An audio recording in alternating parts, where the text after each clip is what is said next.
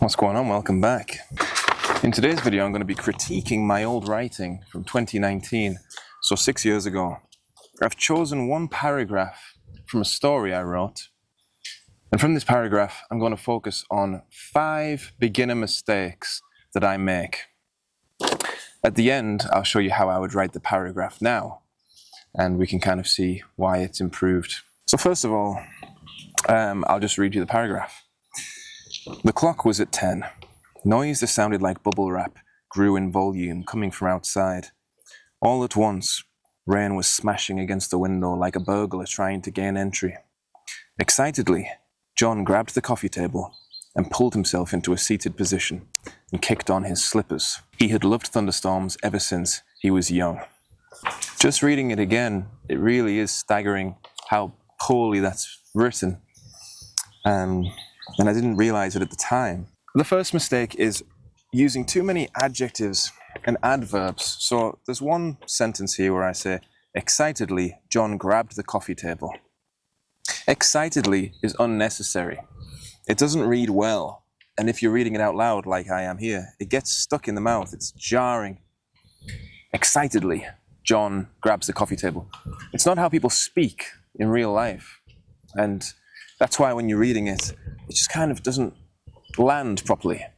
A lot of beginners like to use a lot of adverbs and adjectives because they want to be as descriptive as possible and create a picture. But very often, it actually does the opposite. It just creates a mess. It kind of reads like something a child would write. It's something that people do when they don't have more sophisticated ways of showing what the person is feeling. They just tell the reader instead, excitedly. There you go. John was excited. Instead of showing that John was excited. And this leads me on to point number 2, which is showing rather than telling. So I'm telling the reader that John is excited rather than showing the reader that John is excited. So what we can do is think, what do people do when they're excited? Sometimes they fidget, their heart rate increases, their voices go higher. And that's what you should write, rather than, in my case, just saying, by the way, guys, John was excited. Telling isn't always wrong, but as a guide, it's better to show. The third thing is on writing precisely. For instance, I write, excitedly, John grabbed the coffee table and pulled himself into a seated position and kicked on his slippers. You don't kick on slippers. That's the wrong verb. You slip on slippers, or you put them on. You kick shoes off. Again, it's jarring. When you read it, you think, that's not quite right. I do it again here. Noise that sounded like bubble wrap grew in volume coming from outside. This isn't a verb, but I'm describing the sound of rain against the window. Noise that sounded like bubble wrap.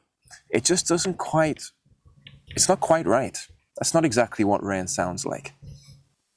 I also say, all at once, rain was smashing against the window like a burglar trying to gain entry. Rain smashing against the window. I'm not sure that rain does smash against the window. It's difficult to kind of imagine what that would be like. So, all at once, I think those two sentences are very near each other. It's noise that sounded like bubble wrap grew in volume coming from outside. Yeah, all at once, rain was smashing against the window. It's in a short space of time, I've used 2 kind of misleading descriptions there. I've been imprecise. That's not what rain sounds like, and the reader knows that. It's confusing. I've used the word jarring a lot so far.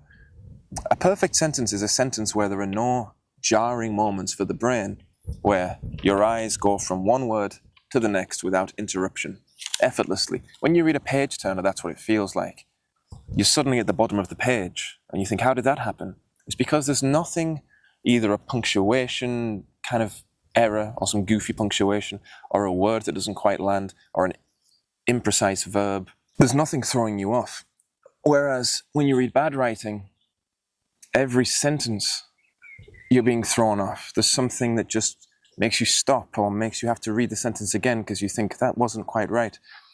And that's the kind of writing that makes you want to close the book and put it away. Because you think, it's hard work and reading shouldn't be hard work. Sometimes the content is hard. I want to be really clear. If you're reading certain books, what the writer is attempting to talk about is hard to get your head around. It shouldn't be made harder by poor writing and imprecise writing. The fourth thing is to be clear. And I think that it goes without saying, what I wrote in this paragraph is completely unclear. I actually wrote it, and I don't exactly know what's happening in the scene. I wrote it so long ago, it's hard for me to understand. Where is John? What's he doing? What is actually happening? What does it mean when it says, John grabbed the coffee table and pulled himself into a seated position? I don't exactly know what that would look like. I'm not sure what he's doing. I also say, the very first line, the clock was at 10. There's about 100 things wrong with that 5-word sentence. The clock was at 10. But is that 10 a.m., 10 p.m.? It's not clear. I've not really told you anything. It may as well not be in there. Whether it's 10 a.m. or 10 p.m. really changes things, you know? And so, in this case, it's confusing and it doesn't help the reader create an image of what's happening. The fifth thing is to be concise. This paragraph's too long. Much of it adds nothing to the story. And if anything, it takes away from the story because it's unclear and confuses the reader. I just want to make sure I'm understood here. The goal of writing isn't to say less. You don't just want to make things shorter for the sake of it, but it's to say more in fewer words. Good writing's about saying more in fewer words. So now that we've kind of covered those 5 things, which are to refresh, don't use too many adjectives and adverbs. Show, don't tell. Be precise. Be clear. Be concise. Here's how I would write it now. John was lying on the couch, listening to the rain outside. The rain got heavier. It drummed against the window and streamed down the glass. A flash lit up the dark room. Thunder followed, and John smiled. It's not perfect, by any means, but it's much better, I'm sure you'd agree. And here's why. I've removed unnecessary adjectives and adverbs. I'm showing, not telling. In the first paragraph, I'll tell you that John loves thunderstorms. In the second paragraph, I show you there's a thunderstorm outside, and I show you John's reaction. Also, I haven't told you the time. I haven't said the clock was at 10, but I've hinted that it's dark, which suggests it's evening or night time. I hinted to that when I said a flash lit up the dark room. I've not said there was lightning, it was night time. I've said a flash lit up the dark room, thunder followed, and that encapsulates all of those things anyway. At being precise, rain drummed against the window. Rain streamed down the glass. These are more accurate verbs. It makes it easier for the reader to picture what's happening. It's difficult to imagine rain smashing against the window, but it's easy to imagine rain streaming down the glass. I'm clear in this paragraph. You can tell exactly what's happening in the story. John's lying on the couch. There's a storm outside. John's happy about it.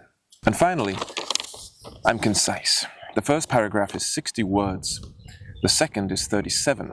So I've almost halved the length whilst creating a more clear image in the mind of the reader. So I've managed to say much more in half the words. Well, hopefully you enjoyed this video. Let me know what you think in the comments. Perhaps you'd like to have a go at rewriting the paragraph yourself, and if you would like to do that, pop it down in the comments below, and maybe we can all help each other to become better writers. I hope you enjoyed the video, and I'll see you in the next one.